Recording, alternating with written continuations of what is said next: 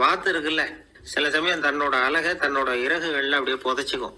அப்படி செஞ்சா குளிர்காலம் வரப்போகுதுன்னு அர்த்தம். பருவநிலை குளிரா மாறப்போகுதுங்கிறதுக்கு இதுதான் அறிகுறி. சிட்டுக்குருவி இருக்குதுல்ல, அதெல்லாம் புழுதியில உழுந்து பொறலும். சிறகுகளை படபடன்னு அடிச்சுக்கும். அப்படி செஞ்சா மழை வரப்போகுதுன்னு அர்த்தம். ஒண்ணு மட்டும் நாம நல்லா தெரிஞ்சுக்கணும். இயற்கையின் சீற்றம்னு சொல்றோம் இல்லையா, இயற்கை ஏன் நம்ம மேல கோவப்படுது? இயற்கையை நாம அனுசரிச்சு போறதில்ல, அதனால கோவப்படுது. காடுகளை அழிக்கப்படாது, விலங்குகளை கொல்லக்கூடாது, இயற்கை ஏற்படுத்தி வச்சிருக்கிற சமநிலையை கெடுக்கக்கூடாது.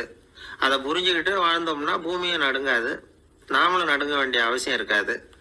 ஒருத்தர் இருந்தார், சாராய கடைக்கு போனாராம், நிறைய சாப்பிட்டார். அப்புறம் சொன்னார், இது ரொம்ப அற்புதமான சரக்கு போல இருக்கு. உள்ள போன உடனே இந்த பூமியே நடுங்கிறது மாதிரி இருக்கு எனக்கு அப்படின்னாராம்.